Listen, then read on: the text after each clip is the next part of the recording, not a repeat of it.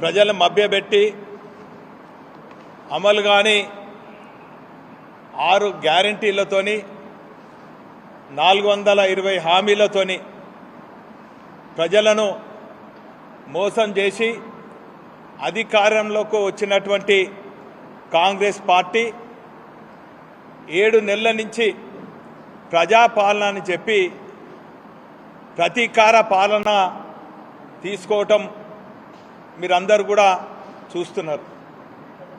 దయచేసి మీ ద్వారా యావత్ ప్రజానికానికి కూడా విజ్ఞప్తి చేస్తున్నాం. ఈరోజు ప్రజలు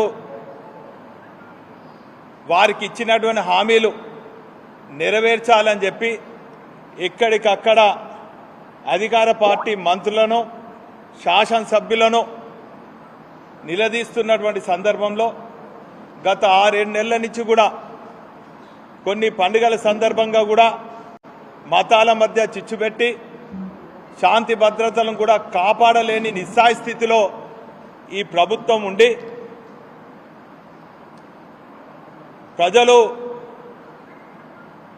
ప్రజలకు జవాబు చెప్పలేని నిస్సాయ స్థితిలో ఈ చాతగాని ప్రభుత్వం కాంగ్రెస్ ప్రభుత్వం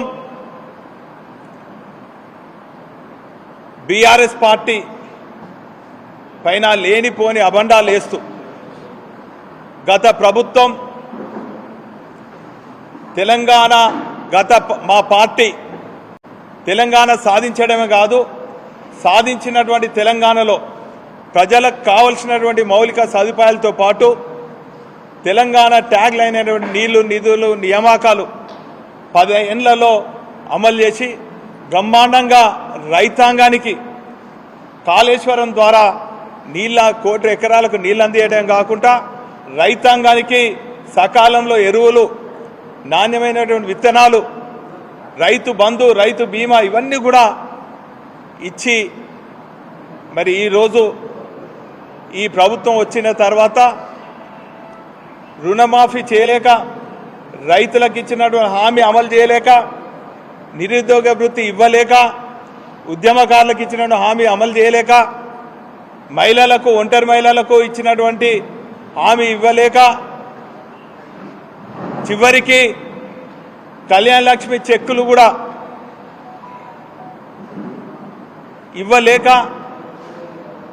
ఎంత బాధాకరం అంటే ఏ ప్రభుత్వం వచ్చినా కూడా ముఖ్యమంత్రి సహాయ నిధి ఉంటుంది.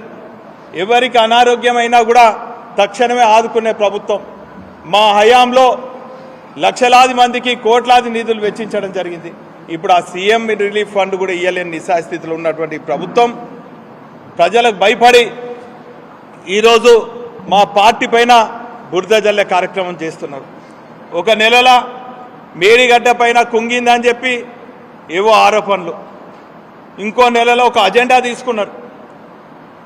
విద్యుత్ కొనుగోలు పైన అవినీతి జరిగిందని, ఇంకో నెలల టెలిఫోన్ ట్యాపింగ్ అని, ఇక ఇప్పుడు బీఆర్ఎస్ పార్టీకి న్యాయబద్ధంగా కేటాయించినటువంటి స్థలాలపైన గురేసి ఈ కార్యాలయాలకు కేవలం కార్యకర్తలే కాదు ప్రజలు పెద్ద సంఖ్యలో వస్తున్నారు, వారి సమస్యలు చెప్పుకుంటున్నారు.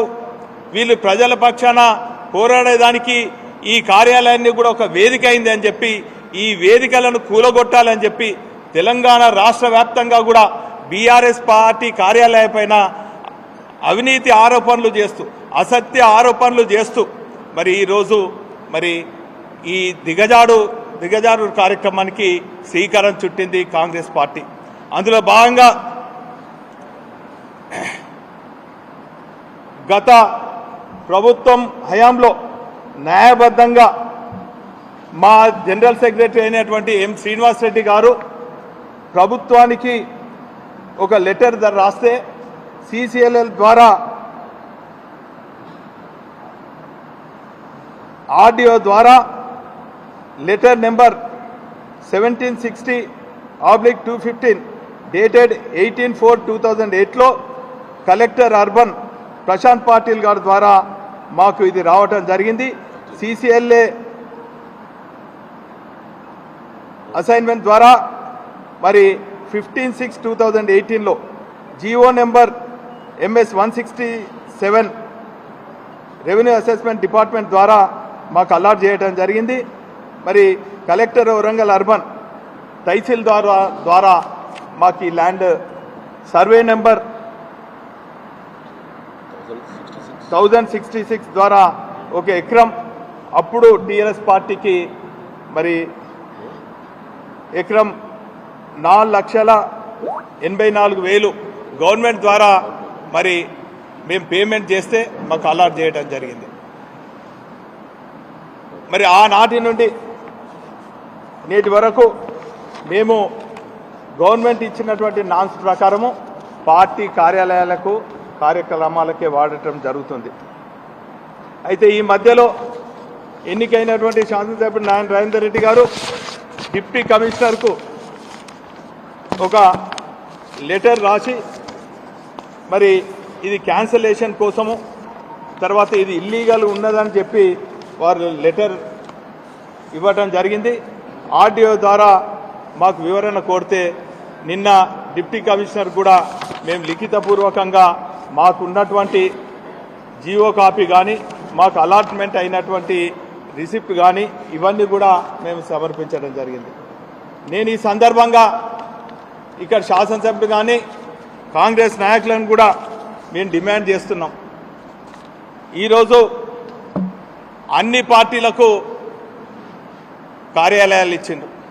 గతంలో కూడా మీ కాంగ్రెస్ పార్టీకి ఇచ్చిండ్రు, అది కూడా పార్క్ స్థలమే. వాస్తవంగా ఏ పార్టీ కార్యాలయాలు కూడా కమర్షియల్ పర్పస్ యూజ్ చేయొద్దు. కానీ ఈరోజు మీ కాంగ్రెస్ పార్టీ కార్యాలయంలో పార్క్ స్థలంలో నిర్మాణం చేసినటువంటి ఆంధ్ర బ్యాంక్ కమర్షియల్గా కిరాయిలకి ఇవ్వటం జరిగింది. మేము 15 సంవత్సరాలు నేను ఈ నియోజకవర్గ ప్రజలు ఆశీస్సులతోని మా పార్టీ శ్రేణుల నమ్మకంతో మా అధినేత కేసీఆర్ గారు నన్ను ఆశీర్వదించి పంపిస్తే 2009 నుంచి మొన్నటి వరకు శాసనసభ్యుని ఉన్నాను. ఏ రోజు కూడా వేరే పార్టీ నాయకులపైన ప్రతీకార చర్యలు చేపట్టలేదు.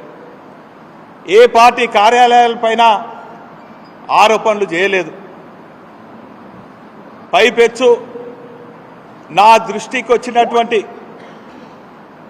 అన్ని పార్టీ కార్యకర్తల వ్యక్తిగత సమస్యలు కానీ ప్రత్యేకించి చెప్పాలంటే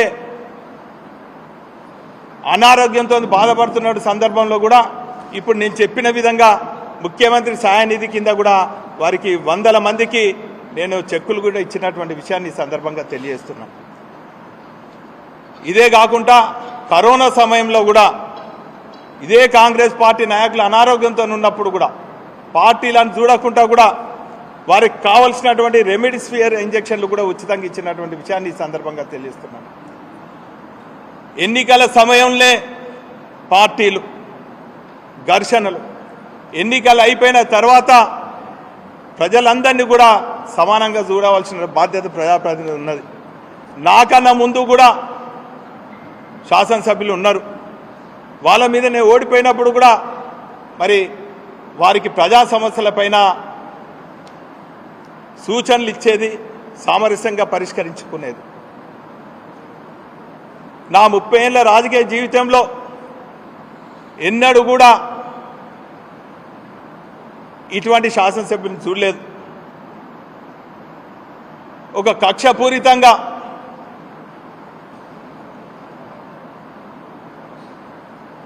ఒక బీఆర్ఎస్ పార్టీ శ్రేణులపైన అక్రమ కేసులు పెట్టాలని, భౌతిక దాడులు చేయాలని, చివరికి నాపైన కూడా అక్రమ కేసులు పెట్టి అవినీతి ఆరోపణలు చేసి ఈరోజు నన్ను కూడా లోబడి పెట్టాలని చూస్తున్నారు. ఈరోజు ఈ కేసులకు భయపడే వ్యక్తి వినయ్ భాస్కర్ కాదు. మా శ్రేణులపైన అక్రమ కేసులు బనాయిస్తే ఊరుకునే వ్యక్తి కాదు.